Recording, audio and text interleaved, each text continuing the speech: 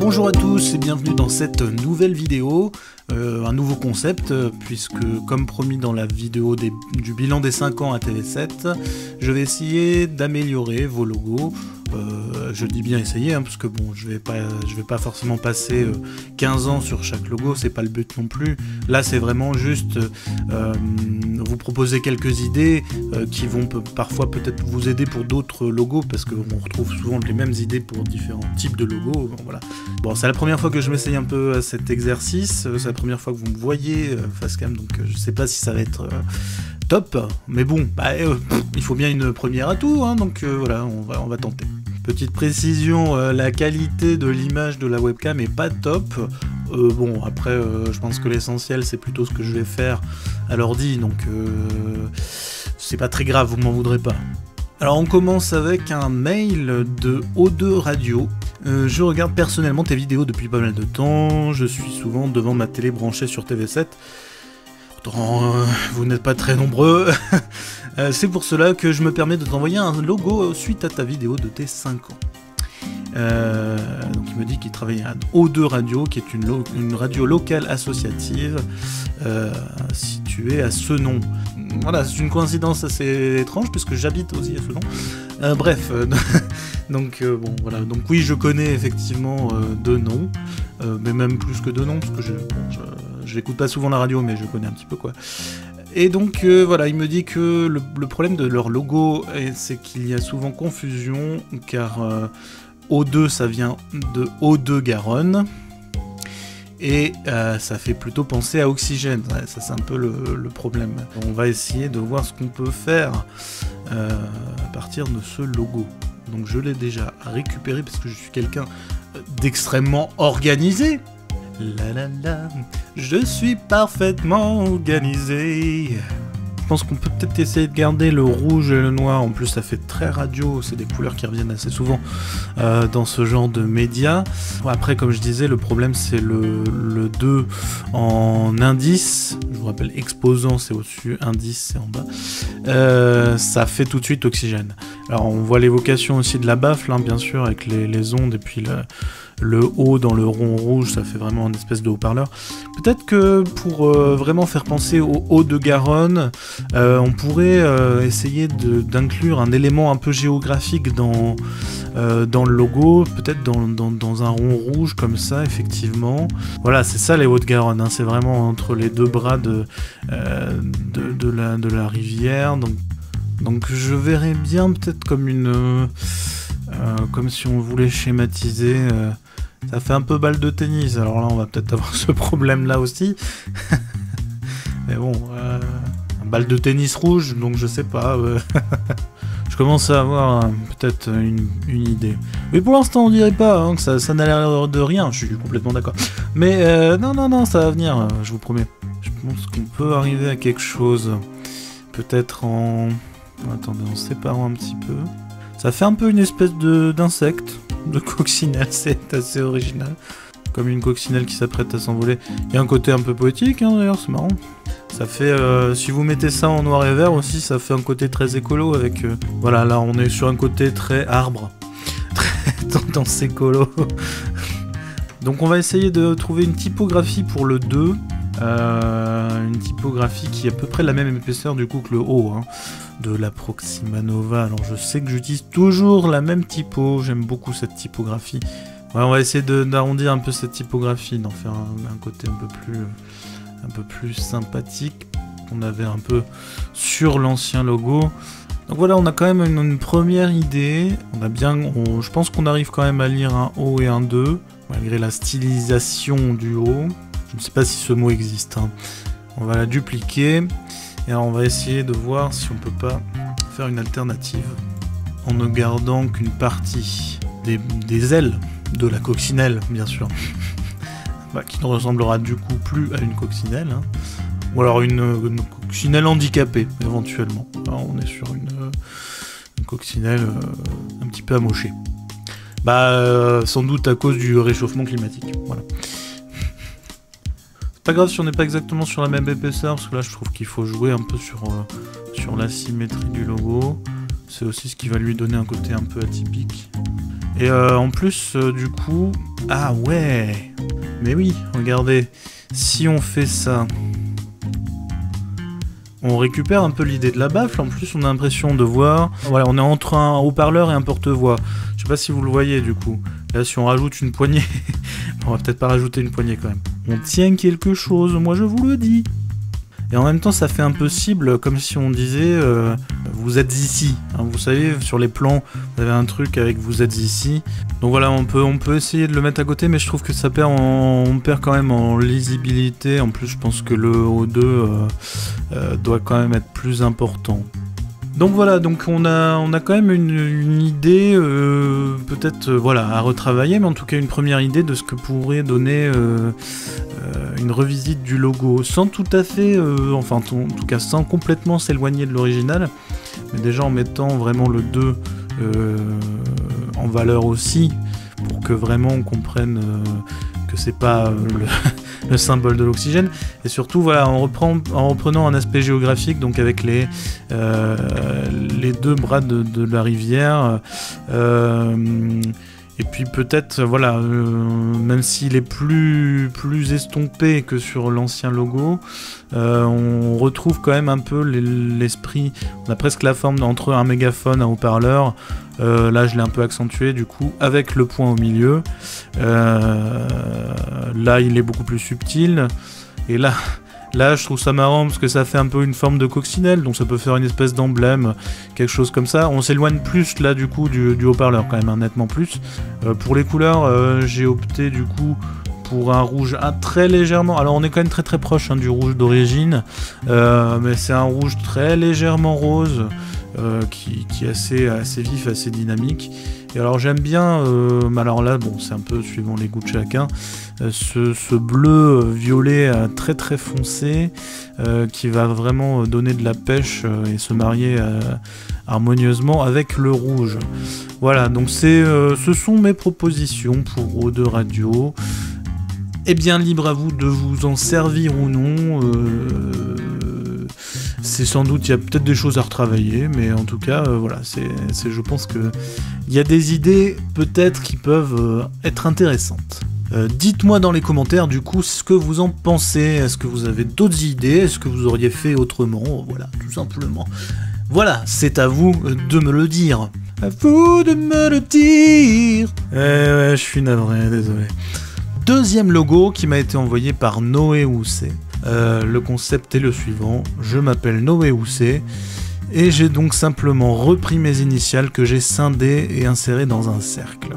Ça permet d'aborder les logos avec des initiales, c'est un truc qui revient assez couramment finalement, et c'est pas évident parce que du coup il y en a beaucoup, et se démarquer, c'est pas évident. Ça manque peut-être d'une pointe d'originalité.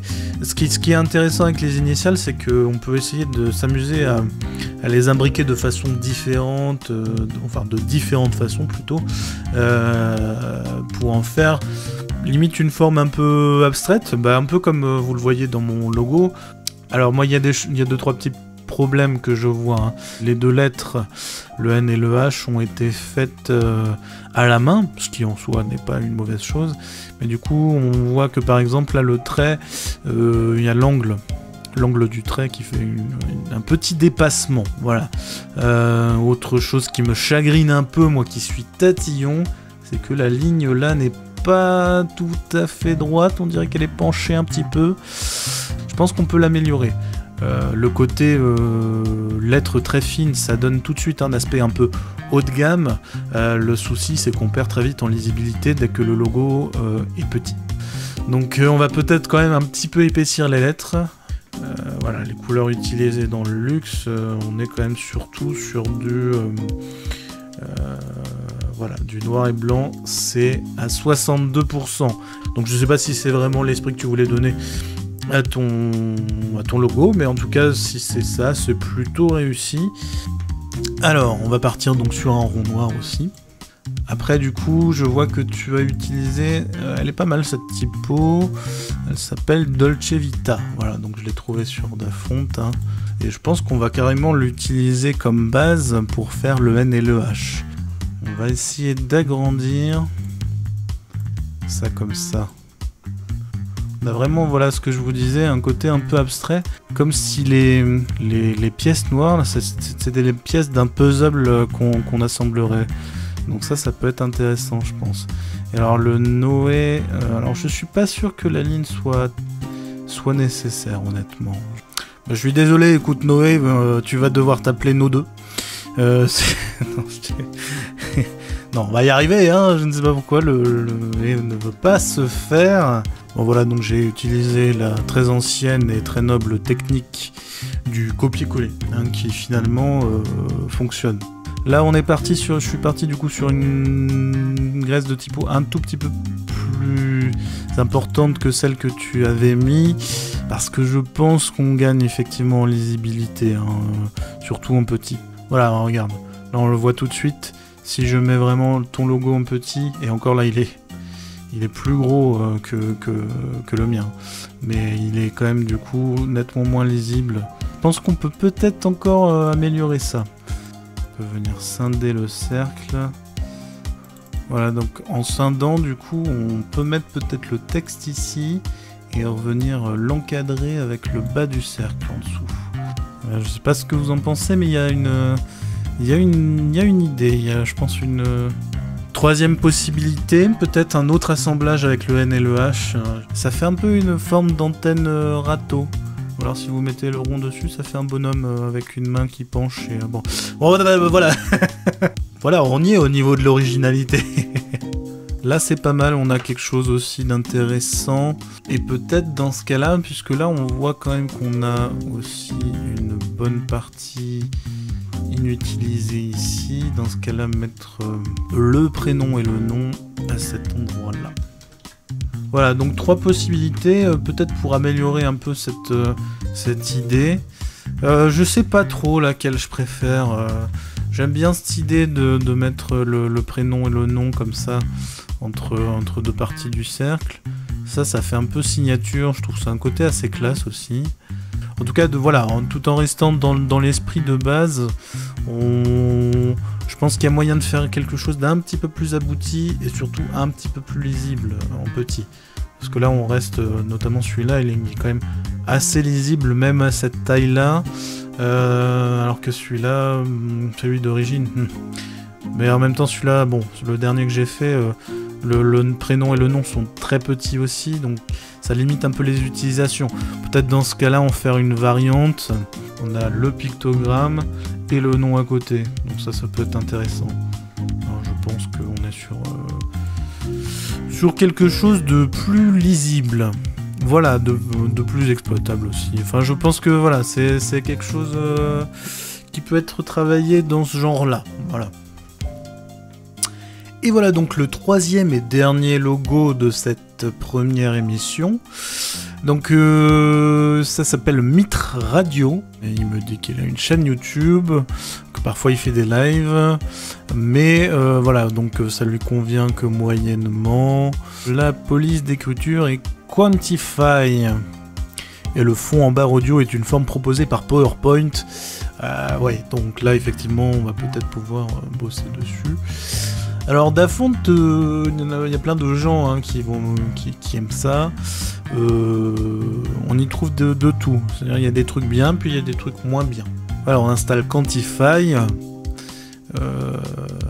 qui est pas mal hein, pour un logo, mais par contre, voilà, donc ça c'est typiquement le genre de truc. Si vous l'utilisez pour écrire tout un texte, ça fait vite mal aux yeux. C'est pas fait pour, donc voilà. Mais c'est un peu ça le problème de Dafont, c'est que les gens du coup vont parfois utiliser les typographies qu'ils vont trouver à tort et à travers, et parfois dans des utilisations qui sont pas forcément adaptées. Je vais préférer un service comme Google Fonts par exemple, qui propose aussi des polices gratuites, mais parce que déjà je trouve qu'elles sont mieux catégorisées et que même si c'est un peu plus sage, c'est peut-être pas plus mal en même temps. Voilà, c'était mon avis sur Dafont. Après, est-ce que vous vouliez l'entendre? Je sais pas. Donc, Mitre Radio. Ce qui, à mon sens, ne fonctionne pas, c'est la superposition avec les ondes sonores. On dirait vraiment que t'as superposé deux trucs sans que ça colle.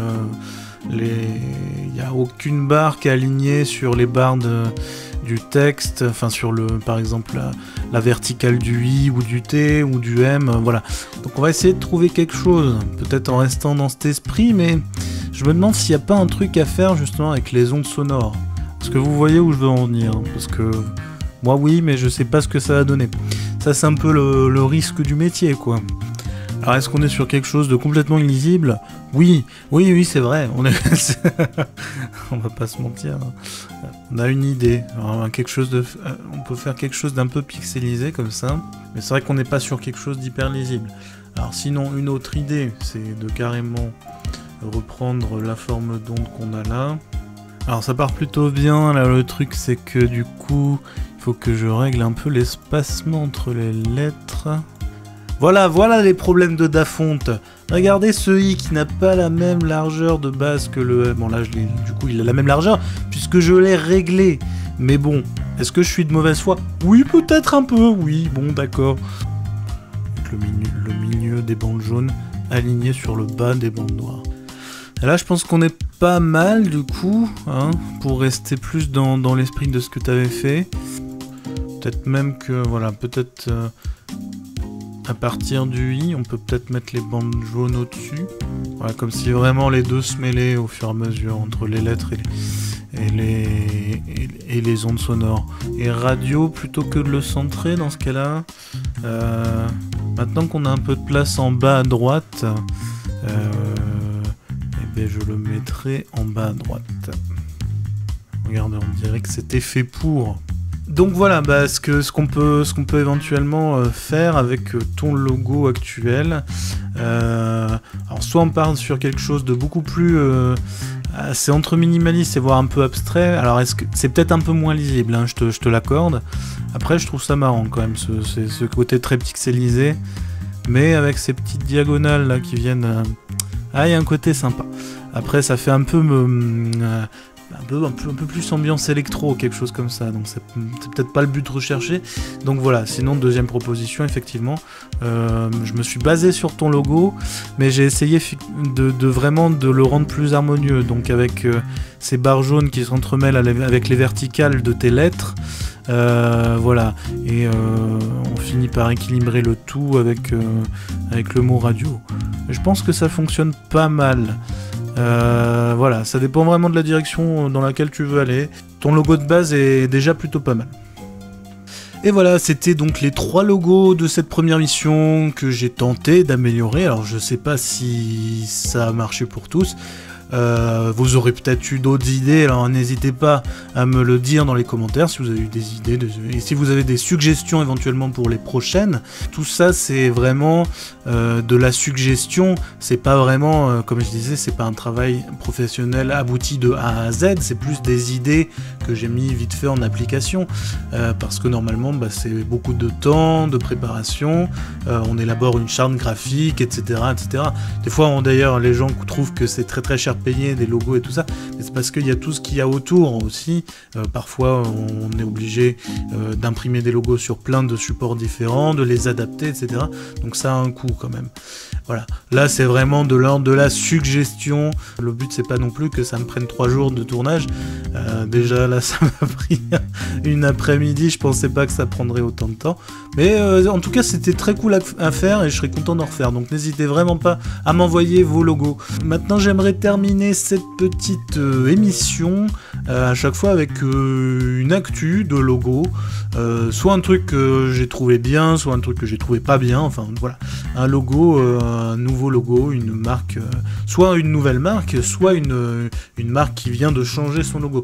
Donc aujourd'hui, je trouvais intéressant de parler de Warner Bros qui donc vient d'actualiser son logo. C'est assez intéressant parce que c'était vraiment un logo emblématique doré et bleu. Et finalement finalement, donc ils ont quand même gardé le bleu, mais environ le doré. Et tout de suite, en gardant juste le bleu, on constate qu'il y a quelque chose de beaucoup plus, alors certes épuré, donc certains trouveront ça peut-être trop épuré, mais on le sait aujourd'hui, hein, les logos avec 2-3 couleurs maximum, ça a quand même beaucoup d'impact comme ça.